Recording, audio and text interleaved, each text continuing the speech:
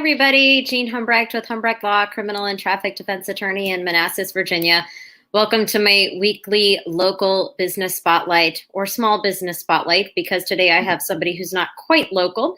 May is National Inventors Month, so it was the perfect time to have on my guest, Georgie McKinney Wilson, the inventor and founder of Flight Fillow. And also, now that the restrictions are all being lifted in Virginia and throughout the rest of the country, and people are starting to travel again, they would have a very good use for Georgia's product.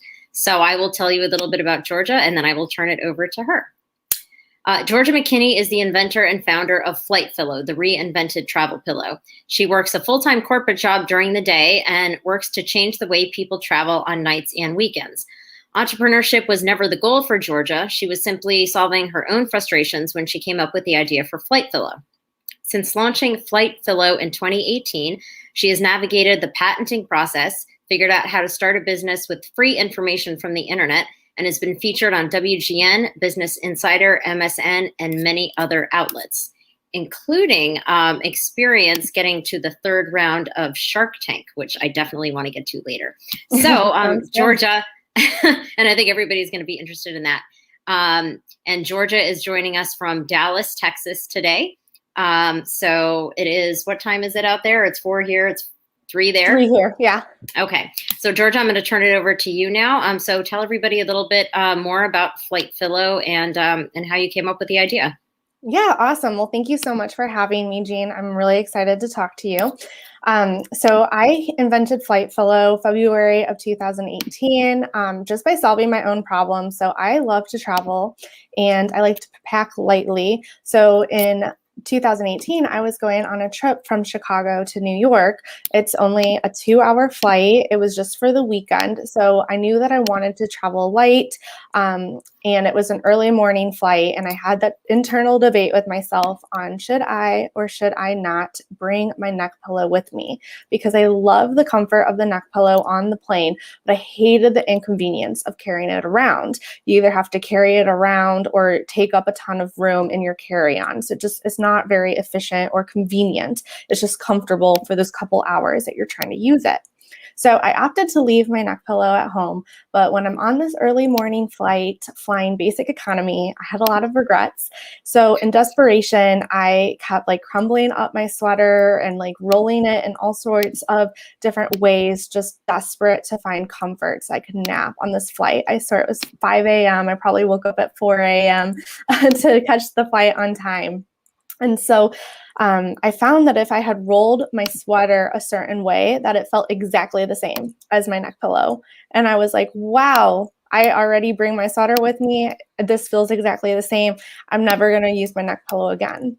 Except I found that if I moved a little bit to get comfortable in my seat or to let someone out into the aisle, that I had to start all over again. So I kept having this recurring thought, if only I had something to hold my sweater just like this, it would be perfect.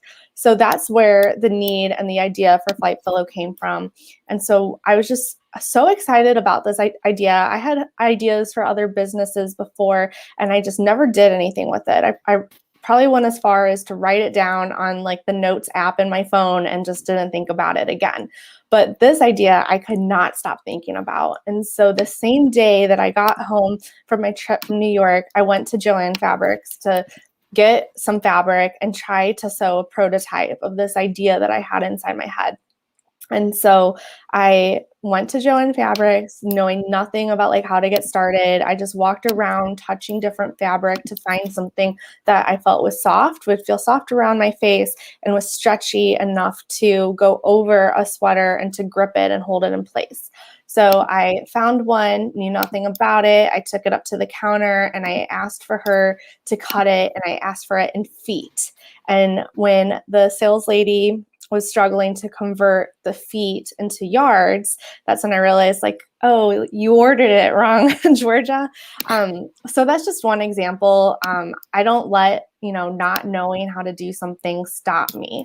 And it's just learning as I go I just learn as I go. So now when I go to Joann Fabrics, I know to order it in yards. So after that experience, I worked with my dad to sew a very poorly sewn prototype. Definitely nothing I would sell, but it was a proof of concept. It worked and it got the job done. So I used that prototype for my own travels, on business trips, for personal travel. And I didn't have the intention to sell it. I was just solving my own frustration. But other people were quickly asking me about it. My coworkers on business trips, flight attendants on my flights were asking me about it, and they asked where they could buy one. And I didn't have any for them to buy. I knew that like any ones that I sew myself, I can't sell because I'm not good at sewing. And my product didn't even have a name yet. I would just walk around calling it my invention. No name at all.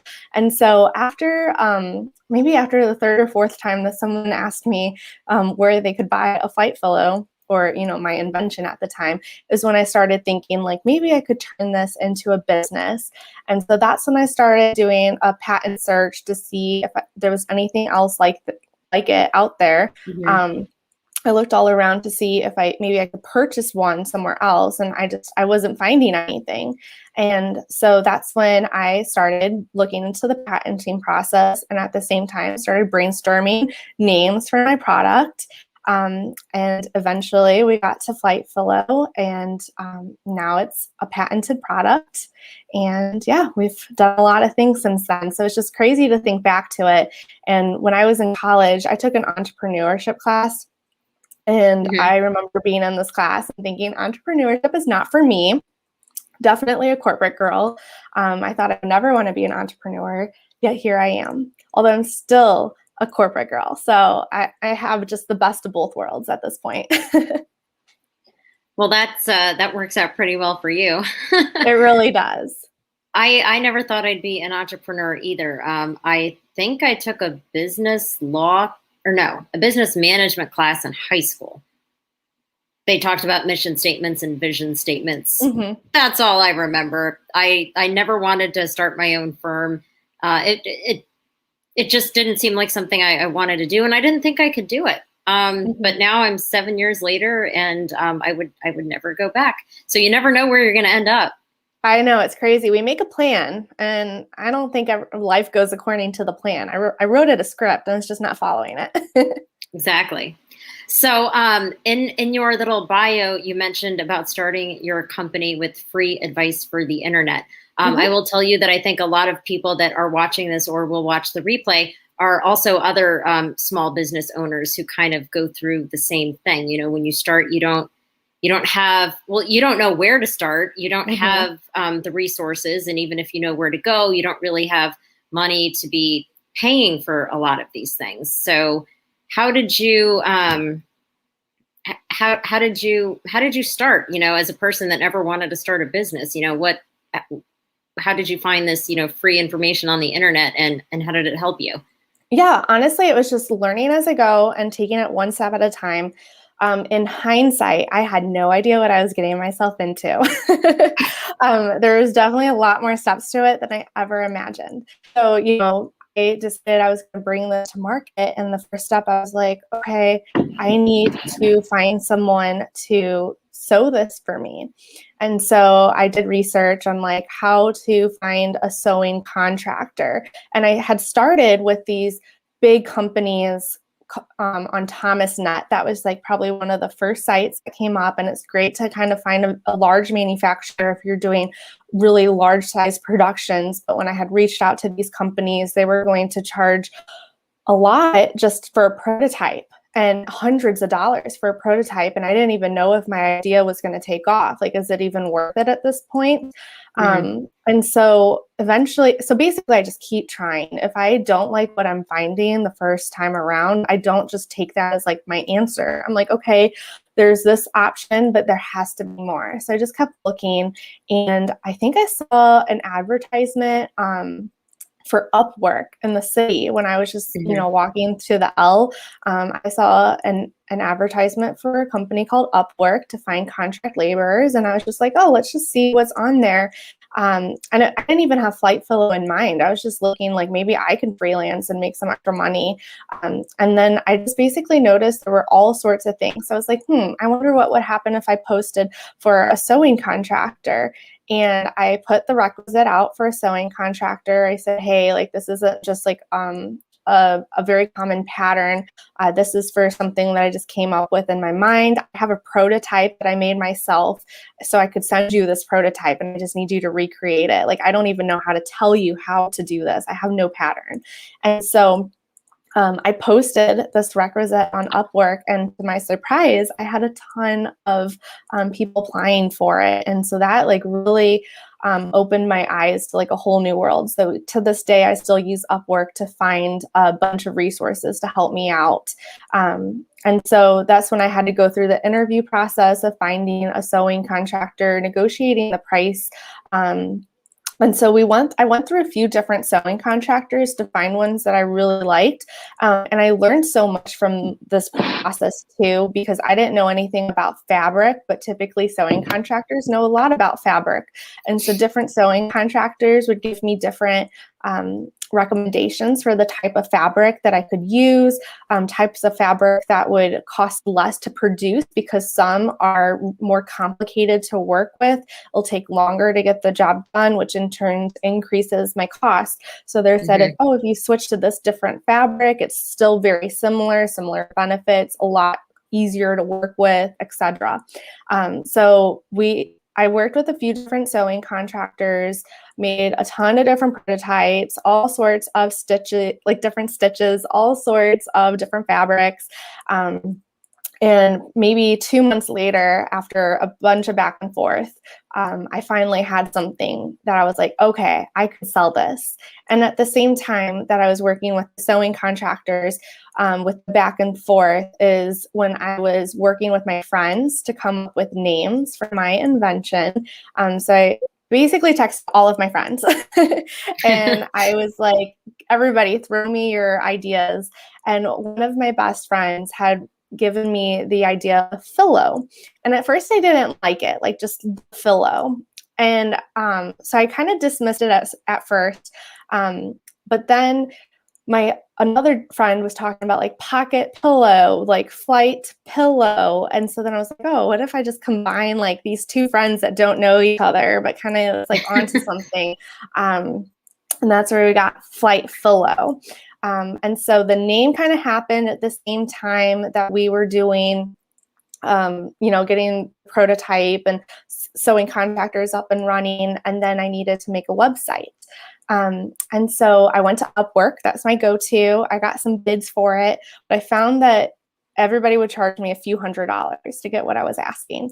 And at the time I was like, I just spent so much money on fabric and sewing contractors. Like, I just don't want to throw more at this because at this point I haven't even offered it up to sell to anyone. So I'm spending all this money and I'm not getting any revenue. And it's just kind of scary because I don't know, am I just throwing this money down the drain?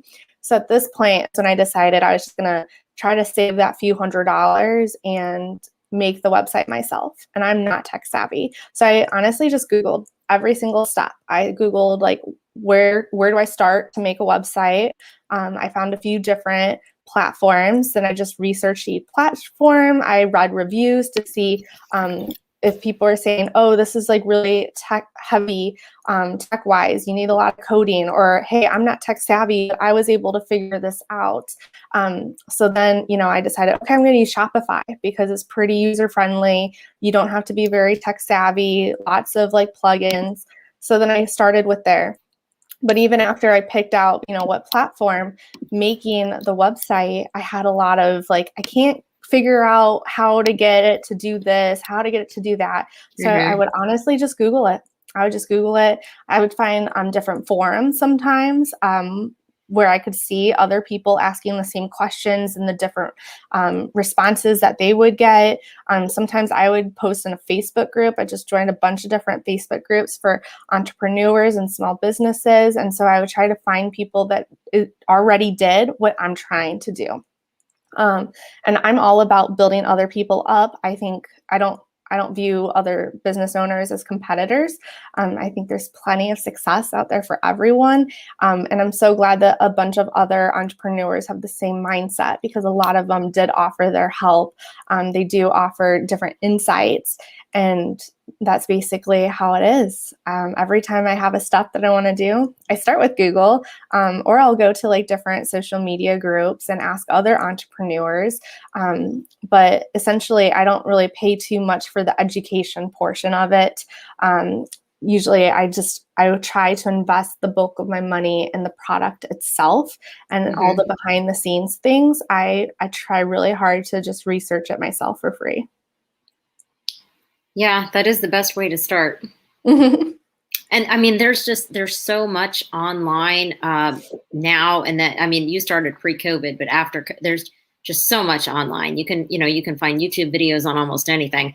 So I've done the same thing, except when it came to my website, I tried to do it, but I tried to do the redesign, and eventually I was like, I can't invest any more hours in this. I just need to pay somebody. But I at least tried. I tried. Yes. Yep. You either win or you learn. So there's no losing.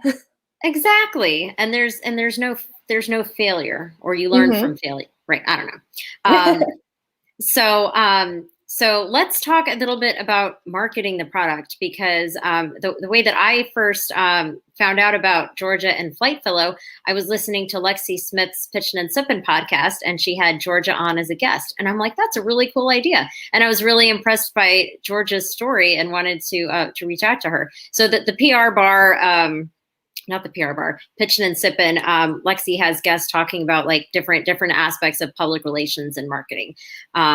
So you guys were talking a lot about, your experiences. So I was hoping you could share that with us. How, you started in 2018. How did you start marketing? Who did you market to? Was it only online? Walk us through how that process went, and I guess leading up to Shark Tank. But how did you even start? Yes. So basically, as every other aspect of my business, it's all learning as I go. I kind of, I'm throwing noodles at the wall to see what sticks. And so when I first started, I thought that people wanted to buy a product from a big, like, successful company. And so when I first started, I had this like fake it till you make it mentality where like the voice of my brand on social media and the website was as if it was like an established corporation. And I would say terms like we, even though it's just me, things like that.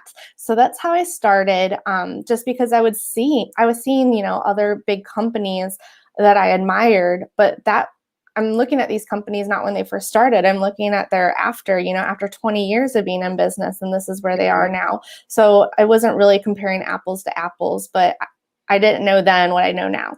So that's where I first started. And it was kind of like slow traction, for the first month or so, most of my sales were from family and friends. And it was just like very slowly that friends of friends would start to buy. It was mostly word of mouth that was generating the sales. And it wasn't so much like what I was doing on social media, despite like paying for Facebook ads and whatnot.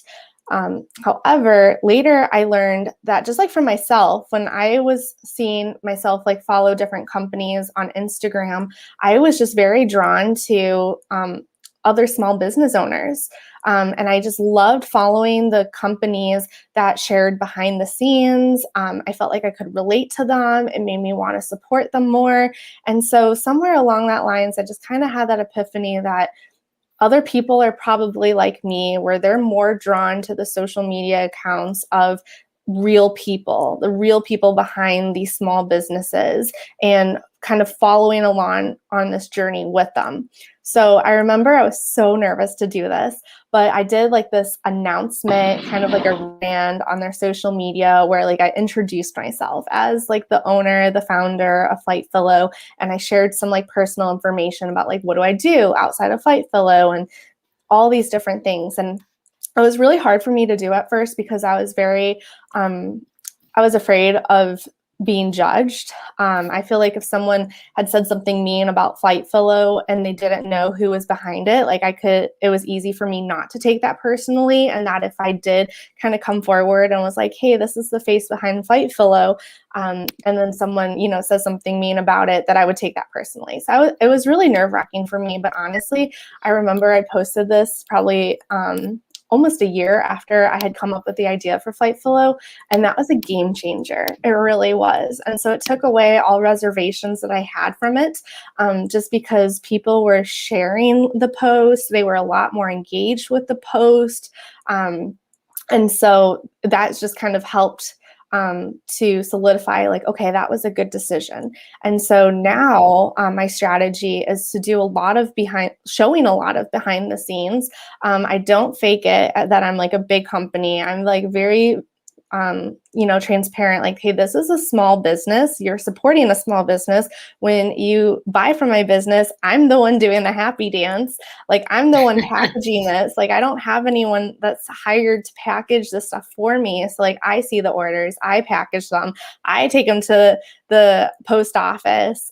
And so, yeah, I mean, just being really transparent about that has really helped, because people want to hear that story. They like to follow along with the journey and the growth of Flight Fillow. And it's so cool when customers will reply to the email updates that I send sometimes. So usually whenever Flight Fillow has a big move or just, a big win, let's say, I let our subscribers know in our with our email list, and I just love seeing the responses. And there are some names that I'll recognize. I don't know them personally, but I'll recognize it because I see, multiple purchases. And it's just so cool to see these people that have been supporting my business for multiple years, from the very start, and like being able to see like what we're doing now. And so that's really exciting. But yeah, so now it's just being transparent, not faking it till I make it, and just allowing our customers and social media followers to follow along with the journey. It's not just me on this journey. Yeah, that is true. We have a couple comments. Pat Brennan, who is a local here in Prince William County, a business owner himself, said, "Nice job on taking the giant step, Georgia." That was, I think, referring to you putting yourself out there behind the scenes. And Tina Cross says, so I have a cataract in this eye. That's why I'm like, I can't see. Tina Cross said, "Congrats. Make sure you join Facebook pages like the Falls Church Social Collective," which is where this is streaming right now, one of many places, and the Merrifield Business News. Oh, she's moderator admin and will help share your information. I don't know if she's talking to me or you, but we can both put our information in there. Yeah. And you can post about your company there also. So yeah, you can see in the comments later. And Georgia, you can join those groups, because anyone in America or the world can use the Flight Fillow. You don't have to be in Dallas or just in the Northern Virginia area. Yes. Yeah. Okay. Tina said she was talking to both of us.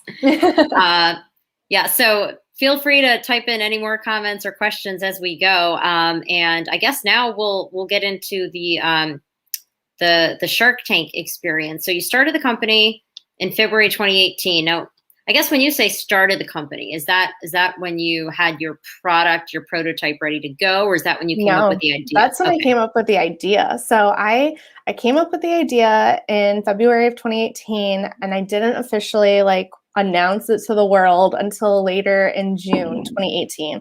But even then, we're very different from where I was when I first released it to the public. The product is totally different now too, in terms of the stitching and the static of it. So yeah, I would consider that maybe the soft launch. Okay. So that was June 2018, the soft launch. Yeah. Okay. And when did Shark Tank come into the picture? So basically, I've been watching Shark Tank since I was in high school, before I ever thought I would be an entrepreneur. And I always thought it'd be so cool to be on the show. But I was just like, but girl, you don't have a business and you have no ideas for for businesses. So it was always just kind of a dream. But I do know it's super competitive to audition for it. So my idea was essentially that I would have to apply to make it through any audition process for Shark Tank, probably 5 times in a row. So this is my thought process. So I decided around November 2018, so I'm still super new into this. I was like, oh, I'm gonna apply to Shark Tank.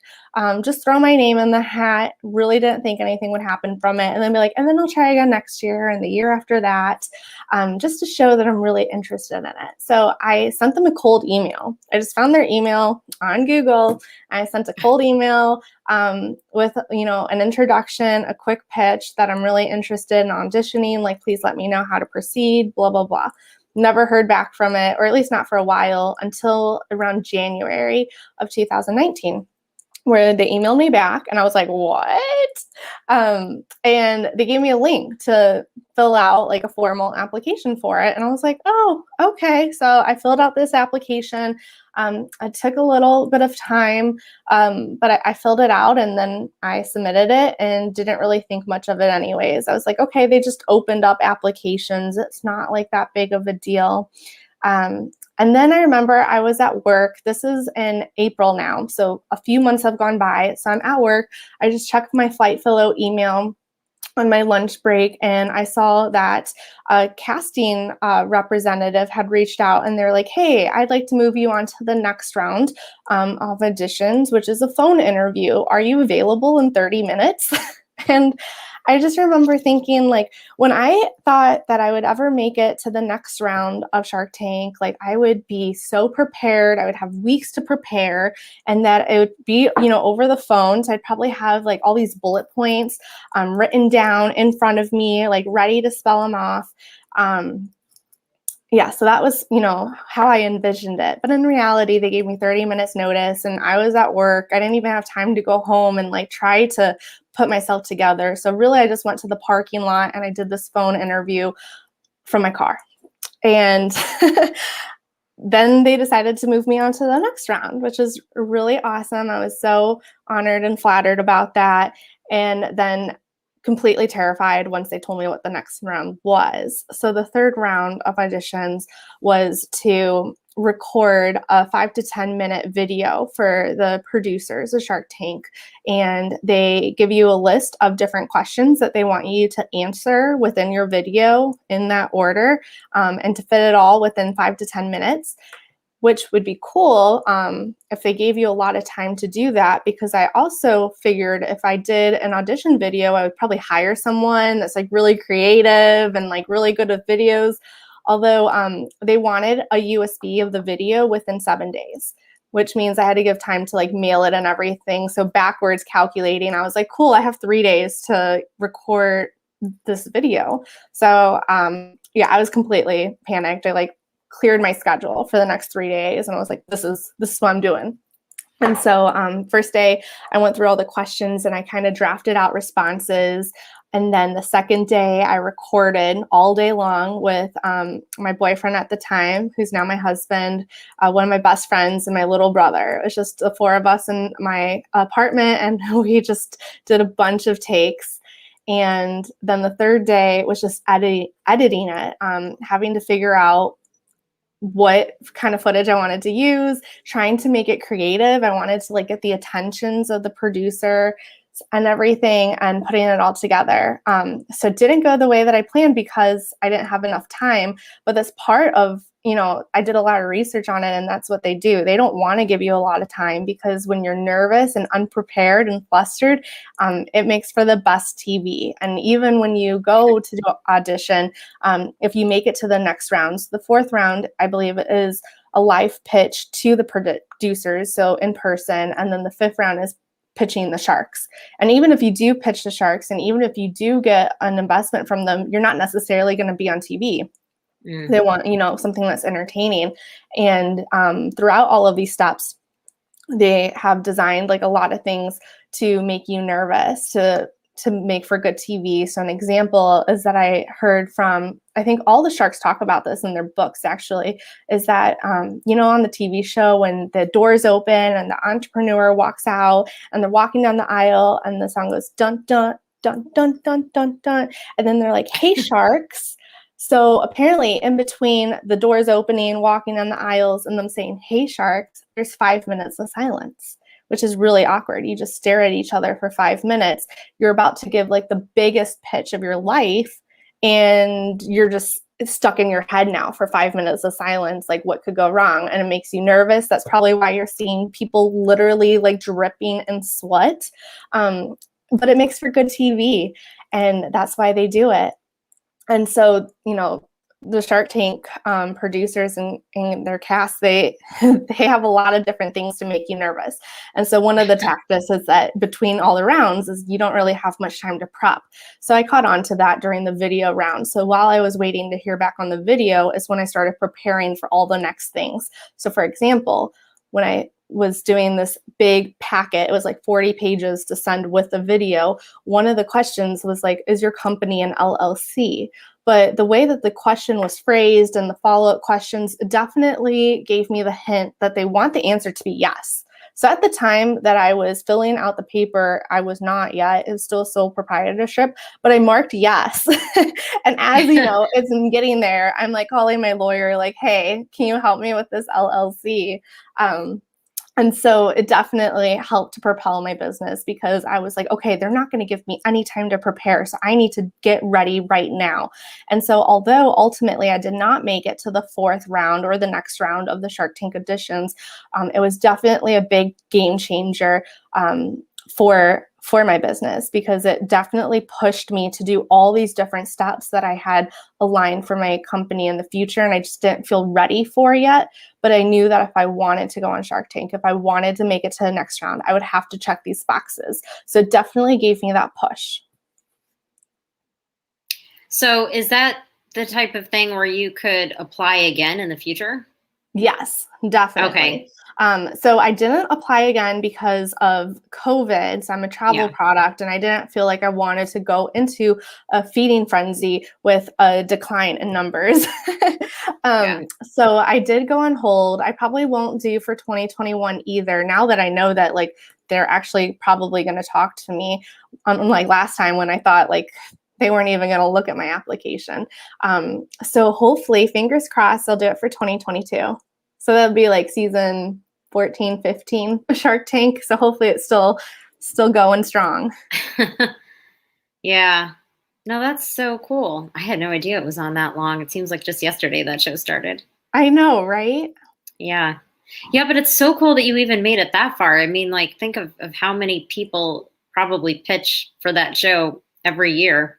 I know. I was so shocked when they called me for the phone interview. I could not believe it. So yeah, it's insane, but I'm just so thankful for it because it definitely helped to push me out of my comfort zone more than I ever would have made myself get out of it myself. But yeah, it was a great experience and I'll definitely do it again. And now I know what to expect. So I'll have the video ready before I submit the there you go. Maybe. Hopefully they just don't change their question. Well, they'll probably change the questions and I'll be like, darn it, I can't even use my video. Yeah, and you spent all the time recording and editing. Yep. Yeah. Well, so that was in 2019 and then COVID hits in 2020. How has that impacted your business? I mean, I know you said you don't want to go into a feeding frenzy with Shark Tank in the middle of a pandemic. But I mean, there are some people that still did need to travel. So were you continuing to pitch and market your product in 2020 or did you kind of hold off a little bit? That was a really big debate that I had with myself all the time. So I wish that there was someone to just tell me what to do.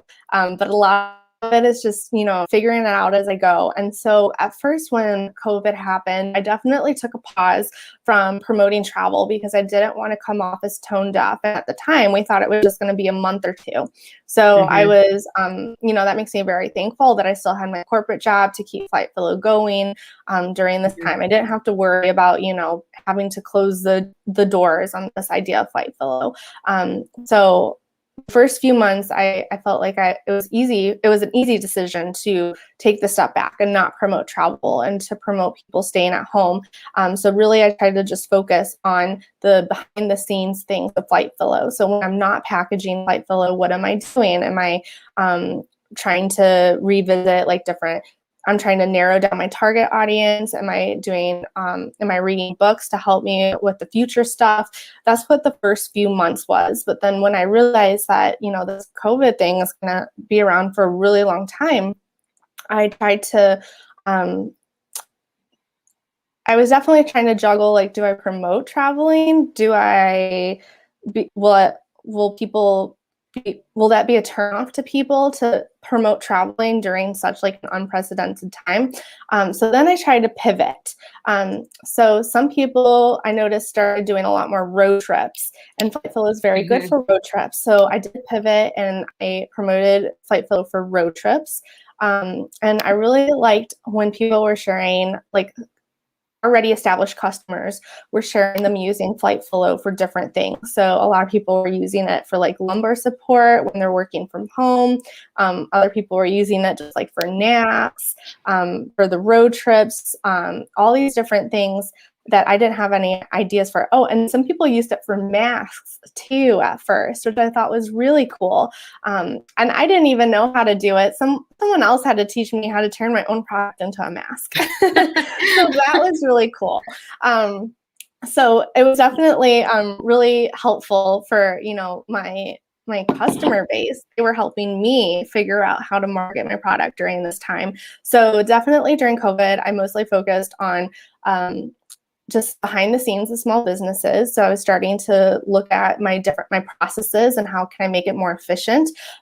So like I made like a little packing station. So instead of going through all these different corners of like the room or my house for different materials, I just kind of laid it all out. And I have like a little assembly line for when I do package orders. It's more efficient. So just trying to be more efficient, clean things up behind the scenes. And then also I've just been focusing a lot on do-it-yourself public relations too, which is how I was on, Lexi's podcast, and now I'm talking to you. So I'm spreading the word and kind of planting the seed about Flight Fillow. So when people do feel comfortable and that it's safe to travel, that they will do so with Flight Fillow. Mm-hmm. Yeah, that's awesome. And I think that's a really good way to connect with people and for exposure, just the behind the scenes stuff. Yeah. Because like you said, people want to see it. And then taking advantage of the time where, if you're not super busy packaging orders, doing other things in your business that you might not otherwise have time for, because there's going to be lulls, there's going to be crazy times. It's just the way that it is in business. So you need to, and we knew it would eventually return to normal and travel would come back, but we just didn't know when. So it was good that you took that time to work on some other business things, because when you're in the heart of it and crazy go and taking orders and doing this appearance, that appearance, and all this, like you don't have time to do all these other things that you might need to do for your business. And I mean the list goes on. There are a million things you can do in your business, and we always get new ideas too, and how to market. And you just got to take advantage of the time you have. For sure. Yeah. And I'm super impressed that you were able to keep a full-time corporate job, and do this on nights and weekends. I mean, that's just crazy. I don't know how you did it. I honestly enjoy working on Flight Fillow. I think of it as my creative outlet. And so I look forward to working on it, and just everything's exciting about it to me. So usually I have an idea for what I want to do next, and I can't wait to do it. So I'll be really eager to like wake up early the next morning and to like work on it before work, or I'll be thinking about it like while I'm at work, like, oh my gosh, when I get home today, I'm going to do XYZ for Flight Fillow. So it's exciting. And when you're excited about it and passionate about it, it makes it a lot easier to make the time for it. Yes, it does. And it doesn't feel like work if you're enjoying it. Exactly. And I've met so many awesome people. I've learned so much from this journey. You can't help but not to love it, Yeah. Well, that's awesome. So what one tip would you give somebody, based on what you've learned doing everything, yourself? What one tip would you give somebody who's starting a business? I would say networking. Networking is so valuable, especially when you're trying to do something that someone else has already done. So the example with the website, maybe I'm not trying to make the same website as someone else, but if I'm running into an issue where I can't get something the way that I have it envisioned in my mind, instead of spending, 5 hours going through all the pages of Google, which you could do that and still find your answer. It could be a lot more efficient to reach out to your network and see if someone else has done that before. So as someone in the comments had mentioned, joining a Facebook group and sharing your business there. If we could join this Facebook group and ask a question like, hey, have any of you other small business owners experienced XYZ? What did you do for this? How were you able to accomplish this? And getting your advice and your next steps kind of from other people that have done it before. I just think that's so valuable. It'll take you so far, and it's free. I 100% agree with that. And then also, you don't network when you need it, you network before you need it. Definitely. Because if you wait until you're looking for a job to network, it's going to take a long time to build those relationships. Definitely. And even just trying to help out, even when you have nothing to ask for a lot. So for example, there's a lot of Facebook groups that I'm a part of for entrepreneurs. And a lot of times, maybe I'm at a point where there's nothing I really have to ask of this group, but I'm still part of it. And when I see other people post and I know the answer, or I have something to offer, I reach out. I offer my service or like my help to them. With not asking anything in return. It's just kind of putting it in this like favor bank. So when it's my turn to need help, I have all these people that are, looking forward to helping me because I had helped them. It's a give and take. Yeah, it is. And karma comes back around, even if it's not people in that particular group. If that's the attitude that you have and you help people, people will help you. Definitely. Yeah.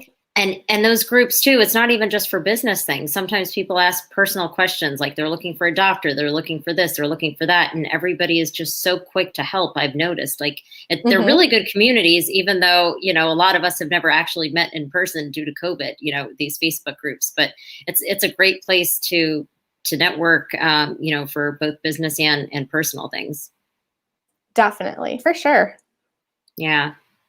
Yeah. And so it's like every one of my lives is like a 6 degrees of separation. So I met Sarah Alipin, who is the CEO of District Bliss, which is a networking organization. I met her through another networking organization when everything first started going online. And then I joined District Bliss. And then Lexi spoke at a District Bliss summit. And so I started going to Lexi's events. And then I heard Georgia speak on Lexi's podcast. And that's how I met Georgia. So oh my gosh. It all comes back to networking. It really and does. Networking online during COVID, you still can network. You should be. You should have been. Yeah. Definitely. Yeah. So anything else you want to leave our listeners with before we end our conversation? Well, I just want to say, well, one, thank you for having me on your live. And two, if there's any other business owners out there or anyone that's thinking about starting a business, don't hesitate to reach out. I love sharing the lessons learned. People development is a passion of mine, so I would be more than happy to help you with anything that you're looking to accomplish. So don't hesitate to reach out. And then you can find me behind Flight Fillow's Instagram. That's me that runs it. And it's just at Flight Fillow. Or you could buy a Flight Fillow at flightfillow.com. It's on Amazon Prime and Walmart.com as well. I put a link to the Flight Fillow. Actually, I am going to bring it up really quick. Awesome. And show everybody the website. I should have done this earlier, but it's okay. We learn as we go, as you said. Where is the flight? I have too many windows up. Come on. Come on, Flight Fillow. Here we go. Oh, and my Hulu started to play. Whoops. Okay. Do you see the website? Yeah. Okay, so this is the website, flightfillow.com. How to use Flight Fillow. That's really cool. How to turn your sweater or hoodie into a travel neck pillow. And there's a video, so it's foolproof. shop different Flight Fillows. There are so many different options. So that is really cool. So everybody check out the website. It's in the comments, so you don't need to remember what it is. Just click on it. So thank you so much, Georgia, for joining me. I really appreciate your time. And as Georgia said, if you have any questions about starting a business, reach out. And thank you so much for joining the show. Georgia, when I end the broadcast, you and I can still stay on. So hang on for a second. Sounds good. Okay. All right. Thanks, everybody, for tuning in. Bye. See you guys next time.